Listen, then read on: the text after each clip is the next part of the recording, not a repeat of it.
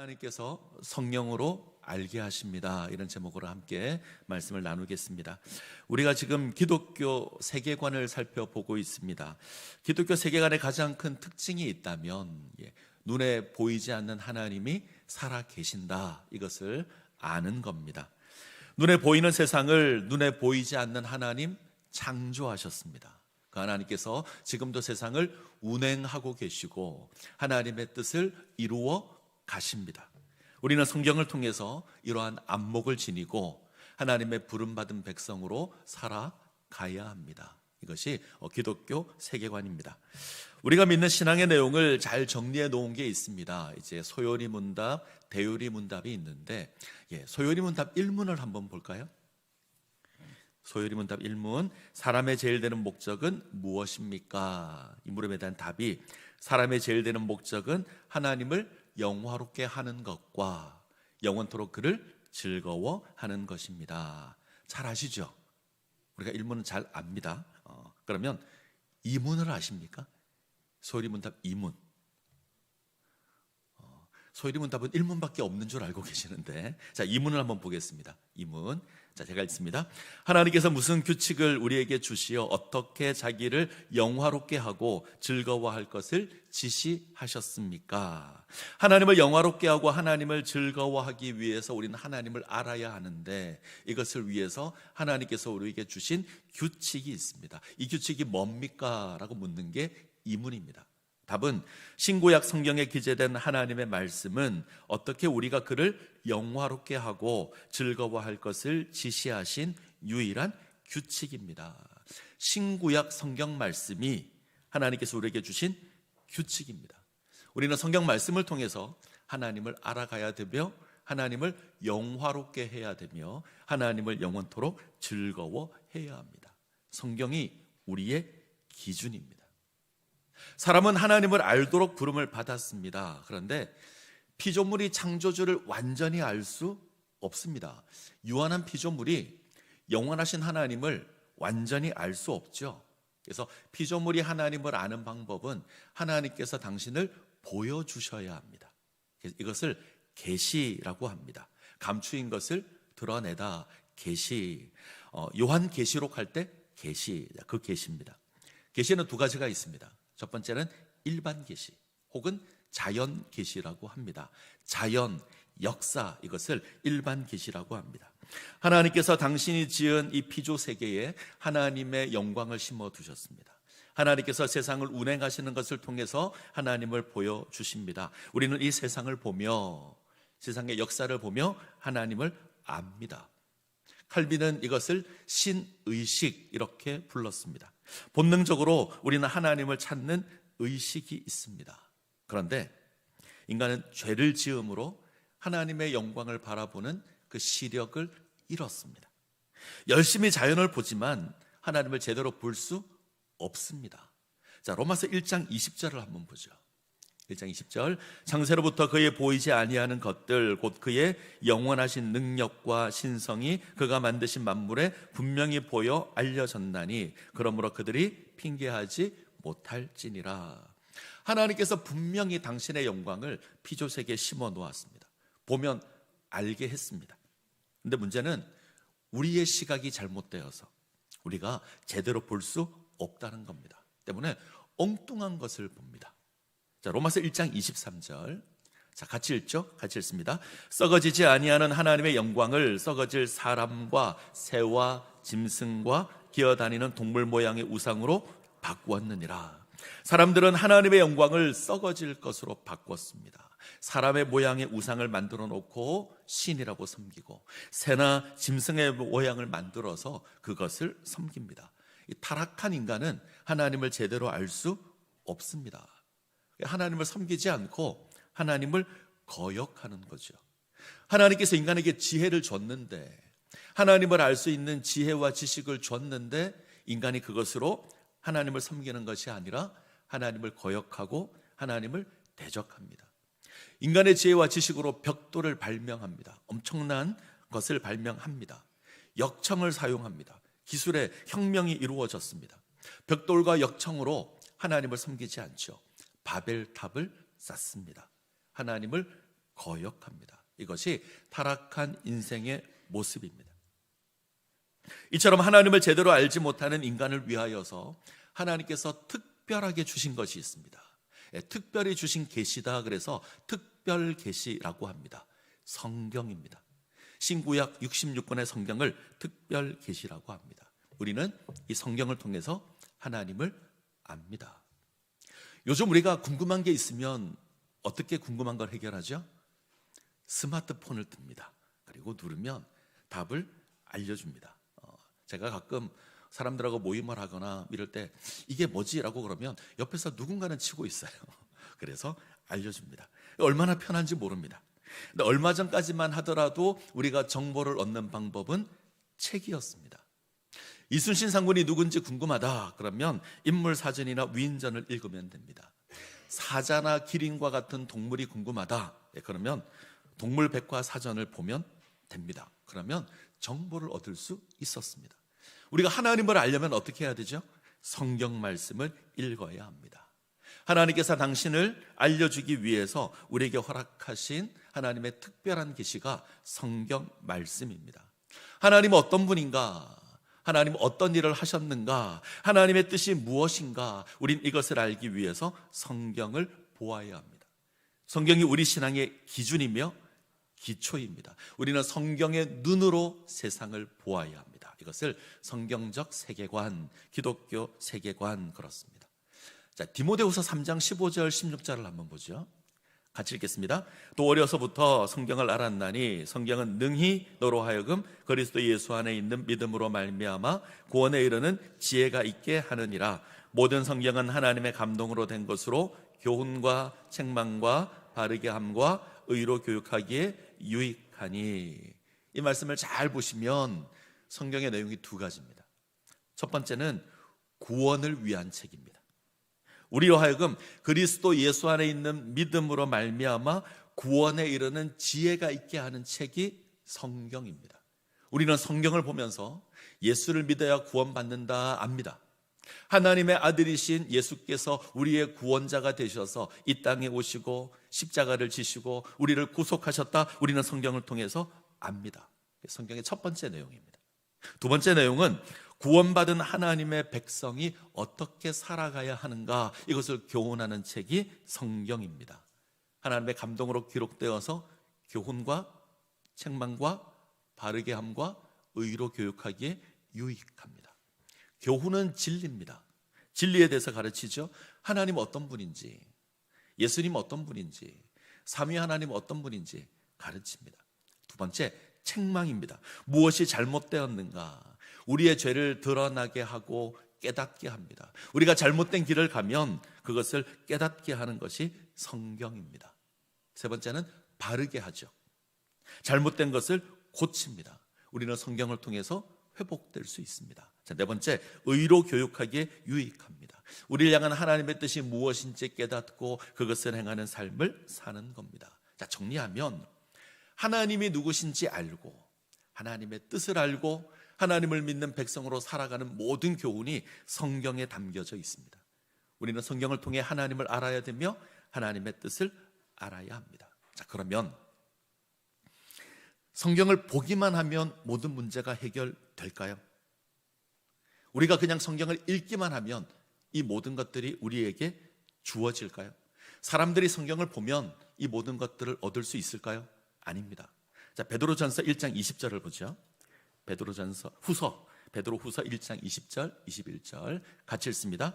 먼저 알 것은 성경의 모든 예언은 사사로이 풀 것이 아니요 예언은 언제든지 사람의 뜻으로 낸 것이 아니요 오직 성령의 감동하심을 받은 사람들이 하나님께 받아 말한 것임이라. 성경은 마음대로 해석하면 안 됩니다. 하나님의 감동을 받은 사람들이 하나님의 지시하심을 받아서 기록한 것이 성경입니다. 하나님의 감동으로 기록되었습니다. 때문에 하나님께서 해석해 주셔야 됩니다. 성령 하나님께서 깨닫게 하셔야 합니다. 이것이 우리가 성경 읽을 때 가장 조심해야 될 겁니다. 하나님께서 우리에게 성령 하나님 허락해 주셨고 그 성령으로 말미암아 성경을 깨닫게 하실 겁니다. 그때 우리가 온전히 하나님을 압니다. 오늘 우리가 살필 본문의 내용이 고린도 교회를 향한 것인데, 고린도 교회는 여러 번 말씀드리죠. 한마디로 정리하면 정말 문제 많은 교회입니다. 정말 골치 아픈 교회가 고린도 교회입니다. 문제라는 문제는 다 가지고 있는 교회, 고린도 교회입니다. 우선 분파를 만들어서 싸우죠. 나는 바울파다, 나는 베드로파다, 나는 아볼로파다, 나는 그리스도파다. 열심히 분파를 만들어서 싸웁니다. 너무 심하게 싸워서 세상 법정에 고소할 정도로 싸웁니다. 근친상간이 있습니다. 간음을 합니다. 근데 그걸 문제라고 생각하지 않았습니다. 자유함을 주장하면서 할 수 있는 거라 생각했습니다. 우상을 섬기는 축제에 가서 우상에게 바친 음식을 먹습니다. 그 모습을 보고 신앙이 약한 자들이 우상 숭배에 빠집니다. 하나님께서 놀라운 은사를 베풀어 주셨습니다. 그런데 그 은사를 가지고 교회를 세우는 것이 아니라 서로 자기 자랑하고 싸웁니다. 나는 방언의 은사가 있다, 나는 예언의 은사가 있다, 나는 신유의 은사가 있다. 그것으로 서로 잘났다고 싸웠습니다. 어떤 사람은 부활을 부인합니다. 부활 같은 건 없다. 영적으로 구원받는 게 있는 거지 육체의 부활은 없다. 이런 문제를 지니고 있던 것이 고린도 교회입니다. 바울이 이 소식을 듣고 고린도 교회에 여러 번 편지를 씁니다. 심지어 찾아가기도 합니다. 그런데 바울조차도 거부합니다. 바울이 교회를 찾아갔는데 교회 가지 못하고 쫓겨났습니다. 자, 왜 고린도 교회가 이렇게 되었을까? 왜 많은 문제를 안고 있었을까? 여러 가지 이유가 있지만 아마 두 가지로 정리할 것 같습니다. 하나는 이 고린도라는 도시의 성향 때문입니다. 자, 지도를 한번 볼까요?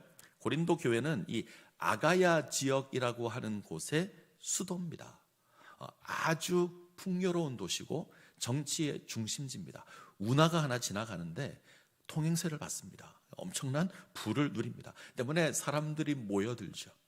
로마인, 헬라인, 유대인, 동방의 모든 사람들이 고린도로 몰려들었습니다. 그래서 다양한 종교, 다양한 사람들이 모여 있습니다. 이것이 하나의 특징이고, 자, 또 하나, 고린도는 철학의 도시입니다. 옆에 아덴이라고 하는 도시가 있습니다. 성경에서는 아덴, 오늘날 아테네 이렇게 부릅니다. 철학의 도시죠. 가깝습니다. 그래서 고린도에도 철학이 발달합니다. 그래서 많은 사람들이 모여 있고 지혜를 논하는 철학이 발달한 도시. 이 사람들이 어느 순간 교회로 들어오기 시작합니다. 처음에는 예수의 복음을 듣고 들어왔습니다. 근데 시간이 지나면서 자기가 가지고 있는 지혜로 복음을 이해하기 시작합니다. 내가 가진 지혜가 더 크다, 이거 자랑하기 시작합니다. 다른 사람들을 무시합니다. 그랬더니 문제가 발생하기 시작합니다. 그 성향을 따라서 나는 베드로파다, 나는 바울파다, 나는 아볼로파다, 나는 그리스도파다. 자, 1장 12절 한번 볼까요? 고린도전서 1장 12절 같이 읽습니다. 내가 이것을 말하거니와 너희가 각각 이르되 나는 바울에게, 나는 아볼로에게, 나는 바울파다, 나는 아볼로파다, 나는 베드로파다. 여기에 영적인 지식을 추구하는 영지주의가 있습니다. 이들은 나는 그리스도파다 이랬습니다. 이들이 갈등합니다. 자, 성향이 다른 건 우리에게도 있죠. 우리도 잘 보면 성향이 똑같지 않습니다. 신앙의 색깔이 조금씩 다릅니다. 성향에 따라서 내가 좋아하는 목사도 달라요. 어떤 사람은 체험적인 신앙을 좋아합니다. 하나님의 역사를 직접 경험하는 것을 중요하게 생각합니다. 기도하고 응답받는 걸 중요하게 생각하고 은사를 쫓고 방언도 해야 합니다. 소위 말하는 기도원파가 있습니다. 이 사람들은요, 설교 내용이 그렇게 중요하지 않습니다.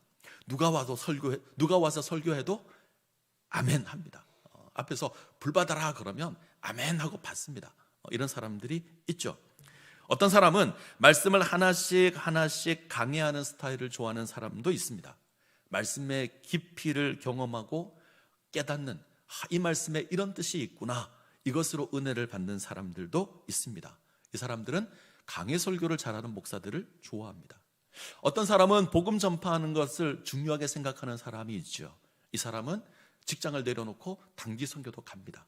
이 사람들은 선교사님들이 오면 그렇게 좋아요. 선교사님들을 좋아합니다. 어떤 사람들은 교회 전통 지키는 걸 중요하게 생각하는 분들이 있습니다. 설교, 은사, 선교 중요하다 하지만 교회 전통을 지켜야 한다, 교회는 이래야 돼, 이거 강조하시는 분들도 있습니다. 고린도 교회도 비슷했습니다. 바울을 좋아하는 사람들이 있죠. 복음을 전하는 선교사에 고린도 교회를 세우는 교회 설립자였습니다. 때문에 바울을 좋아하고 바울을 따르는 사람들이 있습니다. 바울파. 그런데 이 바울이 설교가 약했습니다. 글은 정말 강한데 말이 약했습니다. 근데 아볼로라는 사람이 교회에 왔는데 말을 정말 잘합니다. 성경도 정말 많이 압니다. 그래서 놀라운 설교를 하는 겁니다. 그래서 탁월한 설교가인 아볼로를 좋아하는 사람도 있습니다. 아볼로파죠. 유대 그리스도인들은 율법을 중요하게 생각했습니다. 금욕주의를 추구했고 전통을 중요하게 생각했습니다. 이들에게는 베드로가 맞습니다. 더군다나 예수님의 수제자입니다. 이들이 베드로파입니다. 또 한 무리가 있습니다. 영열광주의자, 영지주의자 이렇게 부르는데 이들은 영적인 것만 쫓습니다. 영적인 건 거룩하고 육은 더러운 것이다. 그래서 마음대로 살아도 된다. 이들은 하나님의 직통 계시를 쫓습니다. 베드로, 아볼로, 바울 필요 없습니다. 우리가 하나님과 직접 교통할 수 있다. 그리고 고상한 영적인 지식을 쫓습니다. 이들이 영지주의라고 합니다. 아마 이들이 그리스도파였을 겁니다. 자, 서로 다른 특징을 지니고 있는데 공통점이 하나 있습니다. 자기가 가지고 있는 지식이, 자기가 가지고 있는 지혜가 기준입니다. 자신의 지혜로 신앙을 이해합니다. 어떤 사람은 체험으로 신앙을 이해하려고 하고, 어떤 사람은 어떤 전통으로 신앙을 이해하려고 하고, 어떤 사람은 자기의 지혜로 신앙을 이해하려고 합니다. 그리고 자기만 옳다고 생각합니다. 그래서 다툽니다. 하나님의 말씀을 받았습니다. 성경을 받았습니다. 그런데 인간의 지혜로 판단합니다. 인간의 지혜로 해석합니다. 그 결과 분쟁이 있고 그 결과 다툼이 있습니다. 이에 바울이 기록한 것이 우리가 대하는 고린도전서 특별히 1장, 2장입니다. 바울은 이렇게 얘기합니다. 우리의 기준은 성령이어야 한다. 성령으로 성경을 해석해야 한다. 자, 고린도전서 2장 10절 같이 읽습니다. 오직 하나님이 성령으로 이것을 우리에게 보이셨으니 성령은 모든 것 곧 하나님의 깊은 것까지도 통달하시느니라. 하나님께서 성령으로 우리에게 보이셨습니다. 예수 그리스도의 십자가의 은혜는 성령으로만 깨달을 수 있습니다. 2장 12절 우리가 세상 영을 받지 아니하고 오직 하나님으로부터 온 영을 받았으니 이는 우리로 하여금 하나님께서 우리에게 은혜로 주신 것들을 알게 하려 하심이라. 하나님께서 우리에게 은혜로 주신 것들 성령을 통해서만 압니다. 세상의 지혜로 아는 게 아닙니다. 내가 가지고 있는 지식으로 아는 게 아닙니다. 헬라인의 지혜도 아니고 유대인의 전통도 아닙니다. 신비한 영적인 지식으로 아는 것도 아닙니다. 자, 1장 23절을 볼까요? 고린도전서 1장 23절 우리는 십자가에 못 박힌 그리스도를 전하니 유대인에게는 거리끼는 것이요 이방인에게는 미련한 것이로되. 예수님의 십자가가 세상의 지혜로 보면 거리끼는 것이고요 미련한 것이고요 어리석은 겁니다. 유대인들에게는 거리끼는 겁니다. 불편한 겁니다. 유대인들은 기적을 쫓는 자들입니다.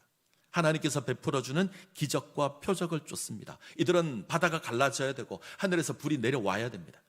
그런데 십자가는 하나님께 저주를 받은 겁니다. 나무에 달려 죽은 자마다 하나님께 저주를 받았다 율법에 새겨져 있습니다. 자기들이 볼 때는 하나님의 기적이 아니라 하나님의 저주를 받은 게 십자가입니다. 불편하죠. 거리낍니다. 계속 옆으로 몰아내고 그 자리에 율법과 전통을 세워놓습니다. 헬라인들은 지혜를 쫓습니다. 놀라운 깨달음이 있어야 한다. 근데 십자가에 무슨 깨달음이 있죠? 한 사람이 사형당해 죽었는데 그 사람의 죽음이 모든 사람의 죄를 대신 지고 죽었다고 합니다. 말이 안 되잖아요. 더군다나 하나님의 아들이 이 땅에 와서 죽었답니다. 하나님이 어떻게 인간에 의해서 죽임을 당할 수 있죠? 어떻게 하나님이 질 수 있습니까? 어떻게 하나님이 인간이 될 수 있고 어떻게 하나님이 인간에게 질 수 있고 어떻게 하나님이 죽을 수 있는가? 말이 안 됩니다. 그래서 고상하게 만듭니다. 인간의 지혜를 동원해서 고상하게 만듭니다. 실제로는 하나님이 인간으로 온 게 아니다. 마치 온 것처럼 보인 거다. 하나님이 실제로 십자가에 죽는 일들도 없었다. 마치 그렇게 보인 거다. 거룩하신 하나님이 인간의 더러운 육체를 입을 수 없다. 이걸 가연설이라고 합니다. 영지주의자들이 이렇게 말합니다. 지혜로 그럴듯하게 포장하는 겁니다. 어떤 사람은 이상한 체험으로 포장을 합니다. 체험을 해야 구원을 받은 거다. 방언을 해야 구원을 받은 거다. 십자가를 체험으로 포장합니다. 어느 순간 예수의 십자가가 사라졌습니다. 오늘날 우리 교회들을 좀 봤으면 좋겠습니다. 인간의 지혜로 꾸며져 있어서 예수의 십자가가 잘 안 보이지 않습니까? 예수의 십자가가 흐릿하게, 아니 잘 보이지 않습니다. 교회 행사는 잘 보이는데, 교회 세미나는 잘 보이는데, 무슨 은사 집회는 잘 보이는데, 앞에서 이상한 사람이 와서 뭐 시끄러면 자빠지고 이런 것도 있는데 십자가 안 보입니다. 정말 중요한 예수의 십자가가 없습니다. 정말 중요한 하나님의 지혜인 예수의 십자가가 안 보입니다. 왜 그렇죠? 인간의 지혜가 동원됐습니다. 십자가로는 충분하지 않다고 생각합니다. 인간의 생각으로 보니 십자가는 뭔가 불편합니다. 옆쪽으로 몰아내고 그 자리에 인간의 지혜를 세우고 인간의 전통을 세우고 인간의 체험을 세워놓습니다. 뭔가 그럴듯하게 포장해야 된다. 오늘날 교회가 그렇습니다. 인간의 지혜로 십자가를 바라보니 이해가 되지 않고, 그러니 십자가를 점점 지우는 겁니다. 자, 로마서 1장 16절 같이 읽겠습니다. 내가 복음을 부끄러워하지 아니하노니 이 복음은 모든 믿는 자에게 구원을 주시는 하나님의 능력이 됨이라. 먼저는 유대인에게요, 그리고 헬라인에게로다. 복음은 모든 믿는 자에게 구원을 주시는 하나님의 능력입니다. 미련한 게 아니고 거리끼는 게 아닙니다. 하나님의 능력입니다. 바울은 이것을 압니다. 그래서 복음을 부끄러워하지 않는다고 합니다. 우리가 성령을 통해 예수의 십자가를 바라보면 하나님의 능력으로 보일 겁니다. 부끄러운 게 아니고요, 미련한 게 아닙니다. 예수님의 제자들을 한번 생각해 보시죠. 이들은 예수와 함께했던 자들입니다. 예수님의 가르침을 듣습니다. 3년 동안 함께했습니다. 가르침 들었지요. 예수님 행하는 놀라운 이적들을 봤습니다. 심지어 그 이적에 참여하기도 했습니다. 세상에 이런 특권을 가졌던 자들은 없습니다. 이들은 최고의 은혜를 누렸던 자들입니다. 근데 이들이 예수님의 가르침을 깨닫지 못합니다. 예수님 잡힐 때 다 도망했습니다. 한 제자는 팔았습니다. 한 제자는 3번 부인하고 심지어 저주의 맹세까지 합니다. 예수님 부활하셨다 소식을 들었는데 믿지 못합니다. 두려워하죠. 이들이 언제 깨닫죠? 오순절 성령 강림 이후에, 성령이 강림하신 이후에 이들이 예수를 그리스도로 온전히 깨닫습니다. 예수님의 십자가를 깨닫습니다. 자, 요한복음 16장 13절 같이 읽겠습니다. 그러나 진리의 성령이 오시면 그가 너희를 모든 진리 가운데로 인도하시리니.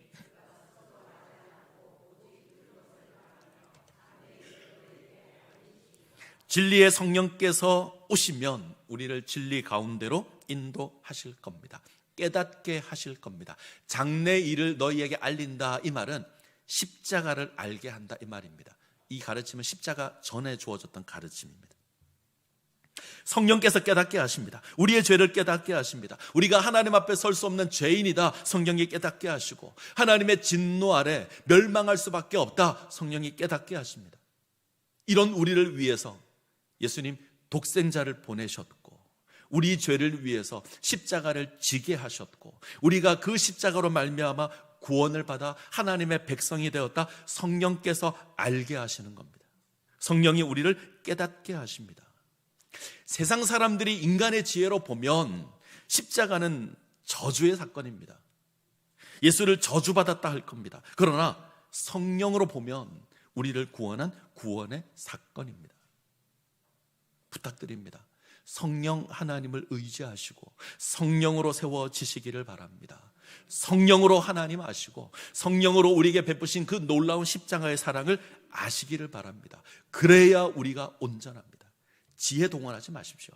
세상에 어떤 철학 동원하고 어떤 전통 동원하지 마십시오. 성령께서 하신 거라면, 성령 하나님께서 우리를 알게 하신 거라면 우리에게는 자랑할 것이 없습니다. 성령 하나님께서 알게 하셨다면 나의 지혜 자랑할 수 없습니다. 어떤 사람은 배운 것이 많아서 예수 십자가의 복음을 알고, 어떤 사람은 이해력이 적어서 모르는 것이 아닙니다. 대학 교수가 모르는 걸 어린아이가 알 수 있습니다. 학교를 다니지 않은 사람도 하나님의 역사를 알 수 있습니다. 니고데모가 모르는 거 사마리아 여인이 압니다. 때문에 자랑할 수 없습니다. 구원은 하나님의 역사이고 깨닫는 것도 성령의 역사입니다. 우리가 자랑할 수 없습니다. 나에게 고상한 지식이 있다, 내가 놀라운 체험을 했다, 내가 어떤 은사를 받았다, 자랑하시면 안 됩니다. 성령을 아는 사람은 겸손합니다. 자랑하지 않습니다. 자, 고린도전서 1장 마지막 구절입니다. 31절 같이 읽습니다. 기록된 바 자랑하는 자는 주 안에서 자랑하라 함과 같게 하려 함이라. 자랑하는 자는 주 안에서 자랑하라. 표현을 조금 바꾸죠. 자랑하는 자는 하나님을, 우리 주님을 자랑하라. 자랑하는 자는 주 안에서. 우리가 자랑할 건 하나님의 역사입니다. 우리의 지혜도 아니고 우리의 경험도 아닙니다. 우리에게는 자랑할 것이 없습니다. 자, 고린도전서 3장 1절 2절 3장 1절 2절 같이 읽습니다. 형제들아, 내가 신령한 자들을 대함과 같이 너희에게 말할 수 없어서 육신에 속한 자 곧 그리스도 안에서 어린아이들을 대함과 같이 하노라. 내가 너희를 젖으로 먹이고 밥으로 아니하노니 이는 너희가 감당하지 못하였거니와 지금도 못하리라. 바울이 분쟁 가득한 고린도 교회를 향해서 안타까워서 고백합니다. 내가 너희를 신령한 사람으로 대할 수 없다. 내가 너희를 성령에 속한 사람으로 대할 수 없다. 내가 어린아이처럼 대하겠다. 우리가 살펴본 것처럼 고린도 교회는 지혜도 많고요, 은사도 많고요, 역사도 많은 교회였습니다. 우리는 야, 대단한 교회다 이렇게 생각할지 모르지만 바울은 아니요, 어린아이와 같다. 바울은 고린도 교회를 향해서 어린아이 같다. 어린아이라면 어느 정도 수준일까요? 저희 집에 애가 셋인데 하나는 고3이고 하나는 중3이고 하나는 초등학교 입학했습니다. 어느 정도 아이가 어린아이죠?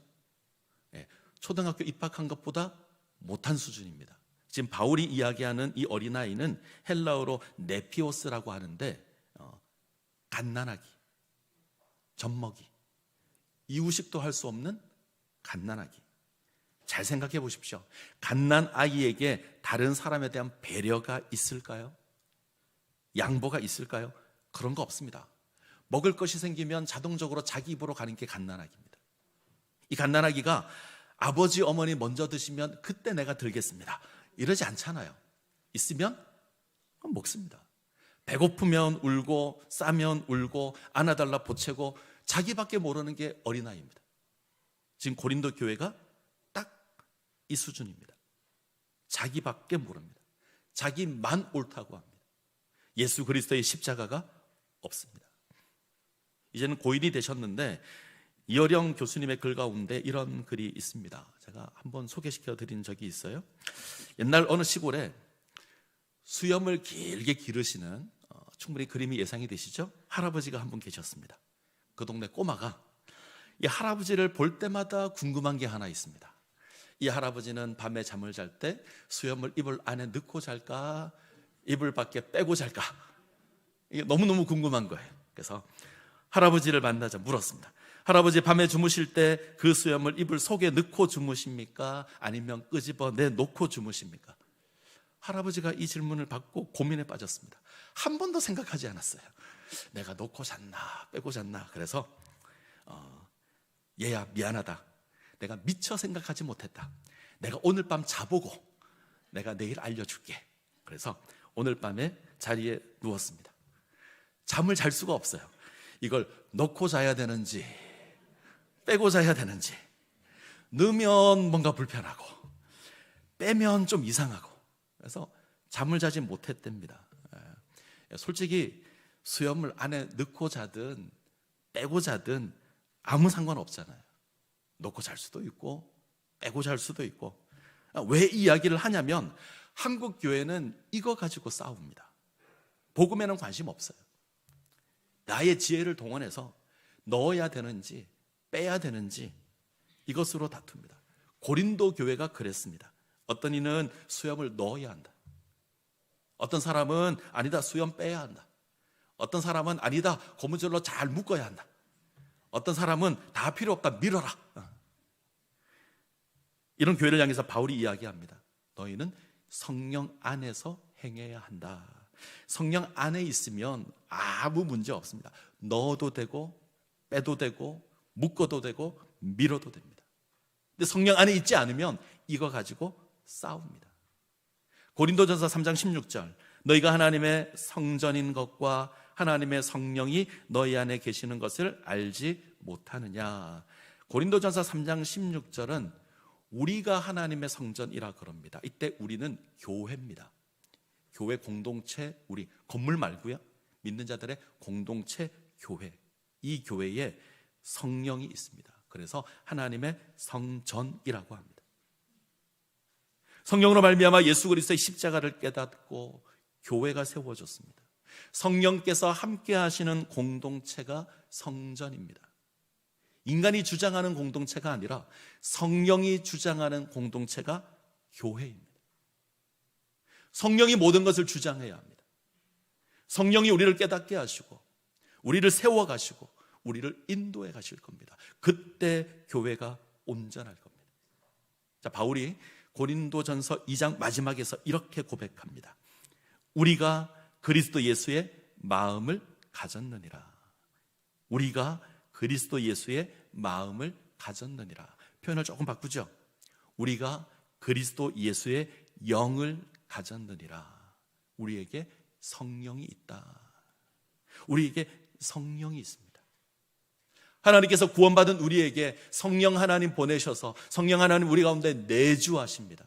우리로 하여금 깨닫게 하시고 구원받는 백성이 되게 하십니다. 그 성령 하나님께서 우리 공동체 가운데 함께 하십니다. 우리 공동체가 하나님의 성전으로 세워져 갑니다. 이 교회에서 인간의 지혜를 내세우시면 안 됩니다. 우리의 지혜를 내려놓고 성령의 음성에 귀 기울이셔야 합니다. 성령의 말씀을 들어야 합니다. 그러면 십자가를 깨닫게 될 겁니다. 십자가의 은혜가 무엇인지 깨닫게 될 겁니다. 하나님 어떤 분인지 알 겁니다. 하나님의 뜻이 무엇인지 우리가 발견할 겁니다. 우리가 하나님의 백성으로 살아가는 게 무엇인지 알 겁니다. 다툼이나 분열이 아니라 배려하고 인정하고 함께 살아가는 믿음의 공동체가 될 겁니다. 이 은혜 가운데 세워지시기를 간절히 소원합니다.